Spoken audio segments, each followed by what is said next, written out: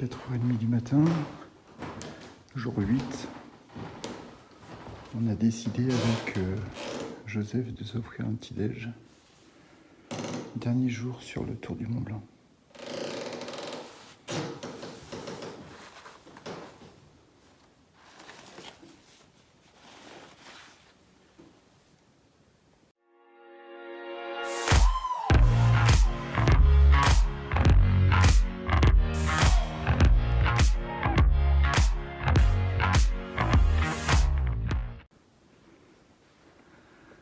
« 52 minutes d'ascension.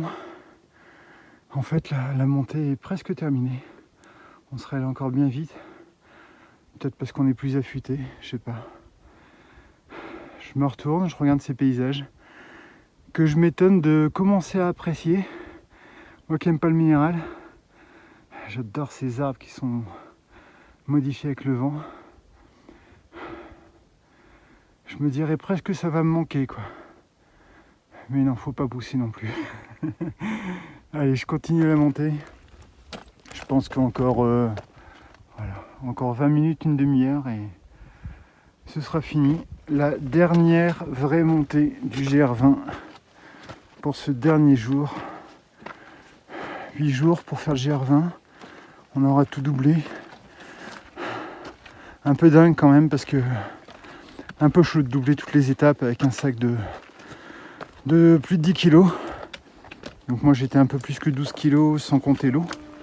Donc souvent je pars avec 2 kg, enfin 2 litres, 2 litres 5 d'eau. Donc ouais, très content.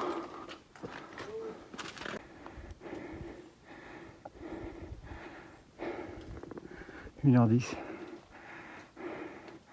Vous la voyez la dernière montée? La fin de la fin. Quand je suis au niveau de l'arbre là-haut. Dernière montée du GR20. Putain.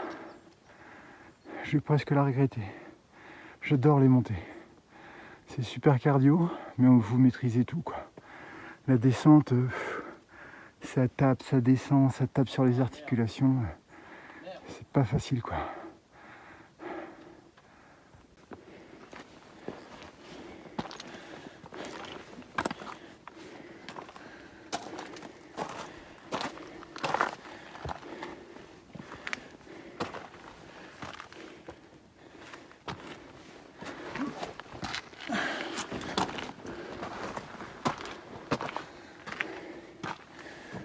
Vous l'avez pas entendu, mais il y a José qui vient de crier. Et c'est toujours super cool parce que il a toujours 5-10 minutes d'avance sur moi. Et quand il crie, ça veut dire qu'il est arrivé au sommet. Et ça me donne le boost à chaque fois pour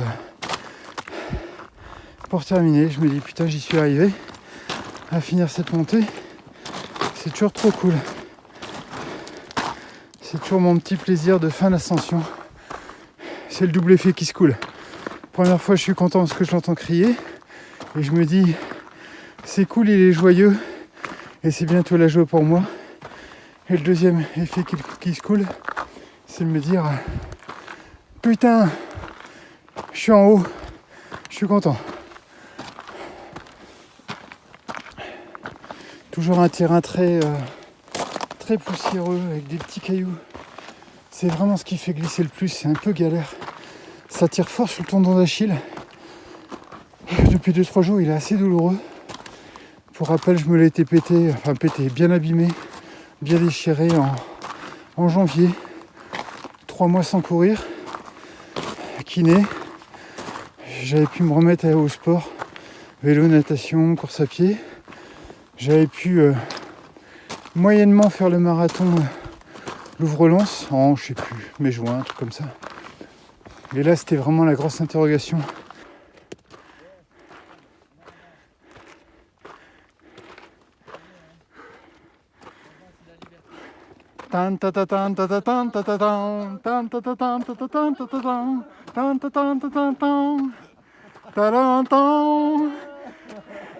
Putain! Dernière ascension. Messieurs, dames, bonjour. C'était trop facile. Ouais, oh. C'est la dernière montante. 1h30, hein. 1h30. Ouais, la dernière montée. Regardez, Dernière montée. Ouais, ouais. Je me permets. 1h30. Ouais, ouais, Et Jo a encore crié. Ah ouais, libération. Ce qui m'a permis de savoir, il me reste que 5 minutes. Refais-moi le cri parce que j'ai pas pu l'avoir. Ciao. Voilà. Comme ça, on a toute la vallée qui est réveillée. C'est bon. Là, tu réveilles que les moutons. Hein. Il y a que les pierres qui ont entendu là. Hein. Bon, On continue? ben on n'a pas que ça à foutre. Hein. Non, mais non, c'est moi, si tu veux respirer, on respire, mais sinon. Bah, je respire, j'arrête pas de respirer à chaque pas. bon, ça va, Tu m'entends pas? Non, je t'entends parler tout seul, je me dis, bon, ça va, il est pas seul dans sa tête. Regardez ça, le soleil qui se lève là sur les pointes. Vous voyez là-haut? Ouais. Regarde ça. Ah, C'est trop beau. tidata. Pour un paysage minéral, hein, je dis. Hein. C'est trop beau. 1h30, hein, on l'avait dit, hein, franchement.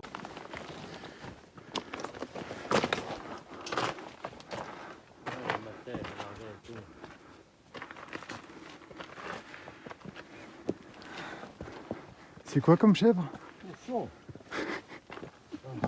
Ça marche encore. Non, mais tu sais quoi, c'est des sortes de chèvres. C'est des chèvres. Hein? C'est comme des chèvres, mais il faut les faire cuire plus longtemps. Ah bah bravo. Mais pour qu'ils bougent, Ah bah bravo. pour qu'ils bougent. T'emmerdes les gens en train de manger, toi. Tu sais qu'après la chair elle est plus dure, c'est plus compliqué à faire cuire. Hein. Ouais. 2h10 d'effort. On est sur la descente. J'ai un petit coup de mou. Je sais pas ce que j'ai. Je suis pas méga en forme. Et j'ai même les jambes qui flageolent un peu, donc je prends bien mon temps pour assurer mes trucs, mes pas. Je me dis c'est bizarre parce que parfois je fais des ascensions 2 heures à jeun et ça passe nickel. Et là, d'un coup, j'ai un coup de mou. Et en fait, je suis en train de me dire que le petit déj de ce matin, non seulement il était ridicule, franchement ridicule, mais c'est pas un petit déj pour des sportifs quoi, qui vont faire un sport d'endurance. Enfin, il y avait du pain blanc, il y avait de la confiture, et puis il y avait pas grand chose d'autre. Donc en fait, je me suis pris ce que j'avais prévu. Je me suis pris ça, magnésium, potassium liquide. C'est pas mal, ça me donne un petit coup de boost quand vraiment ça va pas, ou parfois en vélo j'ai des petites crampes, un petit début de crampe, je me prends ça, ça m'aide. Et donc j'ai pris ça, et je pense que dans 10 minutes, un quart d'heure, je vais me prendre une compote. Il me reste une pomme pote. Et puis bah, même si j'ai déjeuné il n'y a pas si longtemps que ça, mais c'était surtout des sucres rapides, même si on dit plus ça maintenant. Je pense que je vais commencer à taper. Il me reste encore un sachet de noix de cajou, noix d'Amazonia ou je sais plus trop quoi. Je pense que je vais continuer à prendre ça petit à petit. Parce que là, c'est pas le moment d'avoir les jambes qui flagellent et puis de glisser un peu, quoi. Donc, dernière étape un petit peu technique. La descente, je vous le disais, hein, c'est toujours un peu... Je préfère les montées, elles sont cardio. Mais j'ai plus l'impression de tout maîtriser. Les descentes, je me sens plus fragile, plus vulnérable parce que ça tape sur les articulations et si jamais à un moment vous avez un appui qui lâche, ben, vous partez vers l'avant et voilà, c'est foutu. Allez, ça fait trop bizarre de se dire que maintenant on va quasiment faire que descendre. On suit un peu la crête, après on va descendre, on arrive au refuge et ensuite on descendra tout le temps jusqu'à la fin de la deuxième étape et la fin du GR. Je suis un sport généralement pratiqué en montagne. J'utilise à la fois les mains et les pieds de façon à gravir des parois plus ou moins verticales sans l'aide d'une corde ou d'un baudrier. Je suis. Et non, c'est pas l'escalade. Apparemment, c'est la randonnée sur le GR20. En fait, je pense qu'il faudrait dire grand sentier de randonnée et escalade de Corse. Parce que franchement, on passe un temps de dingue à mettre les mains et à se hisser vers le sommet. D'ailleurs, en parlant de ça, putain, qu'est-ce qu'on est sale. On passe notre temps, regardez-moi mes mains, on passe notre temps à toucher la roche, à grimper, à s'essuyer sur les vêtements. On est vraiment dégueulasse. Et comme en plus on se coupe assez facilement, moi j'ai les mains un peu irritées, un peu coupées. Il faut vraiment penser à bien se laver les mains, voire à désinfecter les coupures parce que sinon dur. Allez, encore quelques mètres d'escalade et ce sera la toute dernière montée, je pense. J'ai dû vous le dire 1000 fois. À chaque fois en haut d'un sommet, on pense qu'on est arrivé. C'est jamais le cas. Bon, là sur la carte, ça se voit hein, que ça faisait des petits V. Là, normalement, là-haut, ça devrait être le dernier. Mais bon, je me méfie. Par contre, je reprends l'appareil pour vous dire un truc qui est trop rigolo.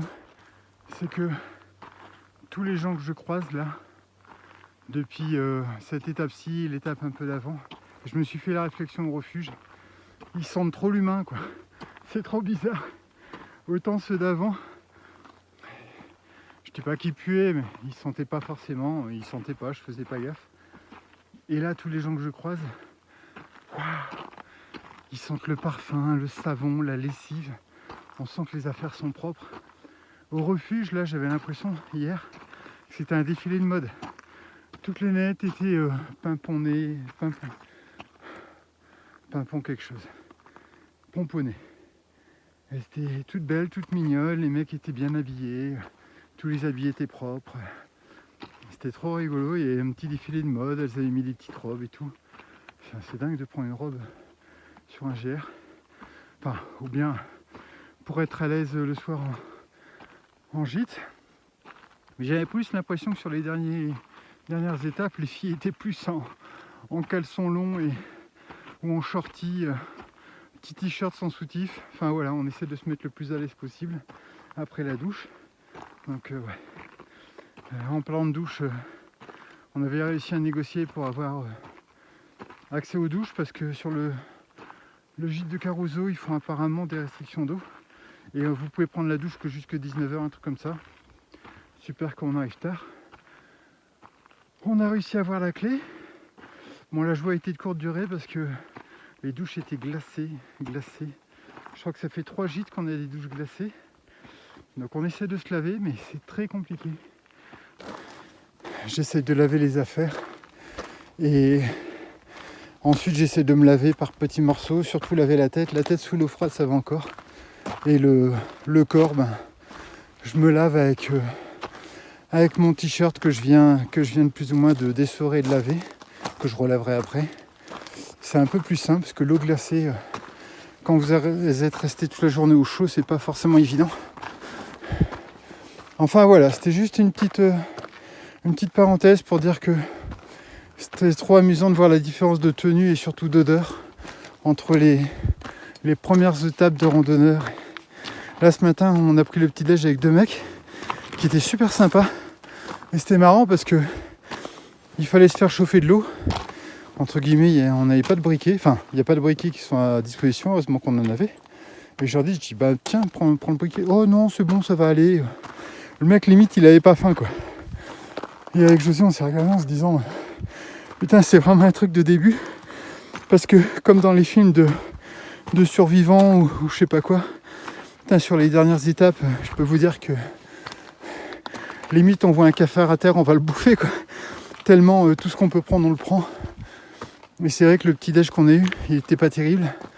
Et le café lyophilisé, j'en prends moi, mais c'est de la poudre. D'habitude, je le prends en grain. Et la poudre, d'habitude, je trouve ça dégueulasse. Et là, je l'ai bu avec une délectation, une vitesse. On fait vraiment moins j'allais dire les chochottes. Je sais pas si c'est un terme qui peut se dire maintenant, parce qu'il y a plein de trucs qu'on ne peut plus dire. On fait moins les difficiles en fin de GR. Allez, dites-moi que c'est la fin là.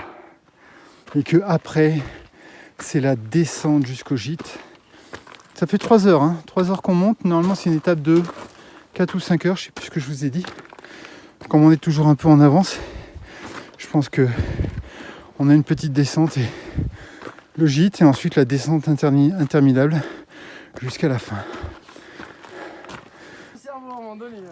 Et voilà, on voit la baie de Calvi là-bas tout au bout. Là on va descendre enfin. Hop. Ça fait trop du bien de voir la mer là-bas. On l'a vu plusieurs fois sur le sentier, mais là on sent vraiment qu'on est proche. C'est trop cool. Dans la liste des dernier jour où je me lève à 4h du mat, dernier petit déj et ainsi de suite. On vient d'arriver tout en haut de la dernière petite colline. Alors pas la dernière petite colline qu'on va faire, mais on est au point au plus haut de la fin de cette randonnée. Ça veut dire qu'à partir de maintenant, en moyenne, on va faire que descendre. Parce que là, on va descendre maintenant au gîte. Et ensuite, ce sera aussi une descente. Il y aura parfois des petites montées, mais en tout cas, on est au point le plus haut. Donc ça fait du bien. Note qui a son importance. Je pensais qu'en partant à la fraîche, 1,5 litre suffirait. Mais je vous avoue que ça a été un peu trop juste. 1,5 litre c'était trop juste, j'ai dû me réfréner. En plus, quand je me rationne, en général, j'avance pas très vite. Ça a un petit peu fait râler Joseph qui trouve qu'on est allé trop lentement. Alors c'est vrai que j'ai dû marcher lentement parce que normalement l'étape se fait en 5 heures. Il est 5 heures, ça fait 5 heures qu'on marche. Et je pense que le gîte est dans une demi-heure. Donc j'ai un peu fait traîner les choses. Après, je vous avoue que le petit déj était tellement naze que j'ai eu un méga coup de barre 2 heures après. Donc bon, une note qui a son importance. Juste avant la dernière petite butte, donc on monte, on descend. Juste avant, il y a une source d'eau. Alors elle n'est pas très visible parce que plusieurs fois on a demandé à des gens s'il y a de l'eau. Ils nous ont dit non, seulement 100 mètres avant le gîte. Et en fait, si quand vous descendez avant d'attaquer cette petite butte, vous verrez il y a une petite source d'eau. Enfin, vous passez au-dessus d'une petite flaque et 5 mètres à votre droite, il y a une petite source pour vous ravitailler. Il reste que 30 minutes à 45 minutes. Mais quand ça fait une demi-heure, une heure que vous vous rationnez et que vous prenez pas assez d'eau, ça fait du bien. Voilà, on se retrouve une fois arrivé au gîte. Bien arrivé au refuge d'Orto di Più. L'Orto di Più. Après 5h15 de marche. Alors l'étape est annoncée en 5 heures, je vous ai dit, j'ai marché lentement. Après c'est vrai que quand je m'arrête pour ravitailler, quand je m'arrête pour reprendre un peu d'eau ou même parfois pour souffler un petit peu, j'arrête pas forcément le chrono, je suis pas à la minute près, je m'en fous un peu. J'ai croisé des gens qui râlaient un peu parce qu'ils me laissaient passer, ils arrêtaient leur chrono et au bout de 10 secondes, ils reprenaient le chrono et ils rallumaient. C'était assez rigolo. Mais bon. Donc voilà, une belle étape. Montée à la fraîche, sympa. Descente sur des gros cailloux au départ. Puis sur un petit terrain, la toute descente, elle est vraiment sur des terrains glissants. D'ailleurs, je me suis gamellé. J'ai pas touché le sol, mais j'ai glissé, quoi. Mais bon, content d'être arrivé. Alors, midi, arrivé à Orto di Più. L'Orto di Più. On va goûter le chicken tikka masala, lyophilisé, envoyé par Lyophilisé Nico. C'est une petite portion, small. Mais c'est bien parce qu'en fait, on va se le partager avec José. Et en fait, il nous reste encore quelques graines. On a pris un petit plateau de charcuterie, un petit thé glacé. Donc ça va faire du bien. Ça va être très bien de partager ça. 275 ml forcément, puisque c'est une petite portion. On va goûter ça et puis surtout, on va pouvoir le comparer au tikka masala d'une autre marque que j'ai mangé pas hier, mais avant-hier. Voilà, c'est parti. Ah si, j'ai oublié. En plus, j'ai plus de gaz. Ça a tenu 7 jours, donc 2 fois 7 repas. Et en fait, c'est le gérant du gîte qui va nous faire chauffer l'eau. Donc c'est adorable. Bon, je pense que le fait que José soit d'ici aide beaucoup pour avoir quelques passes droits. Donc c'est une très bonne chose. C'est cool pour nous. Alors normalement c'est cuit, 10 minutes d'attente. Alors on retrouve la petite encoche là qui permet de bien découper, de réduire la taille du bol. Et il y avait une petite ligne qui a permis vraiment de bien découper et de bien suivre. Donc ça c'est vraiment pas mal, c'est un gros plus de cette marque. Par contre j'ai bien mis 275 millilitres et je trouve ça un petit peu liquide. Alors bon, c'est pas la fin du monde, mais c'est parti pour goûter. Bon alors verdict, Alors déjà, ça fait plus de 10 minutes, là ça fait 13 minutes qu'il est, qu'il est réhydraté. En fait, le riz est toujours pas cuit, ça croustille encore beaucoup. Surtout par rapport à l'autre tikka que j'ai mangé. L'autre tikka était... Alors celui-là, il est un peu épicé, mais l'autre, il était épicé et très parfumé. Celui-là, il y a un peu de parfum, mais beaucoup moins que l'autre. Et moins de petits bouts. Là, on a l'impression que on sent que le croquant du riz, et puis il n'y a pas vraiment de gros bouts de poulet, tout ça. Donc, bon. Mais par contre, s'il faut choisir une marque, je choisirais plutôt l'autre marque que je vous mettrai en incrustation, donc pas celle-ci. Mais pour ma part, j'ai préféré l'autre marque. Voilà, voilà. En tout cas, encore merci à Lyophilis & Co de m'avoir envoyé les produits, parce que ça m'a permis de tester tout ça, et puis aussi de m'alimenter, et surtout de porter tout ça. J'avais quasiment 4 kg de vivres. Là, je vous avoue que mon sac est très léger. Je vais parler tout seul. Alors, midi, départ pour le dernier tronçon, la dernière étape. Il n'y a plus qu'à descendre tout le temps, 5 heures de marche à peu près, on va voir comment ça va se passer. Qu'est-ce qu'on voit apparaître à travers les arbres? On dirait du bleu, on dirait du blanc, on dirait du plat. Calvi. C'est beau, hein? Putain, là on sent le sentiment qu'on arrive, quoi. En plus, je vous avoue, ça monte, ça descend un peu, ça descend surtout, et le terrain, franchement, il est plat. Pour nous, hein, depuis 8 jours, on se dit, mais on avance, mais on fait du 3 km/h, c'est un truc de dingue. C'est sur d'autres GR, quand je fais du 3 km/h, je me dis, Pierre, vraiment, tu te traînes. Là, on se dit, waouh, mais ça va vite. Allez.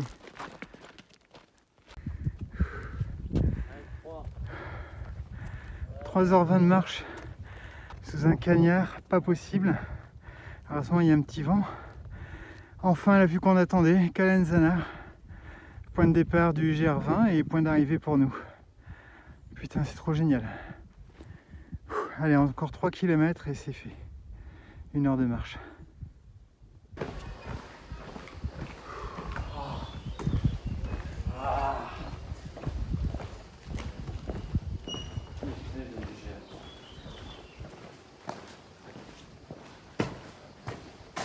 Voilà, après 4 heures d'effort sous un soleil harassant, nous sommes enfin arrivés avec un grand sourire et vraiment une forme énorme. Je suis mort. À Calenzana. Écoutez, je vais pas la faire longue, on est explosé, le soleil ça nous a vraiment tués. L'étape a été très dure et bizarrement, de façon un peu masochiste, je suis super content parce que j'aurais été trop déçu que la dernière étape soit pas dure parce qu'il n'y a pas une journée qui a été simple, il n'y a vraiment pas une journée.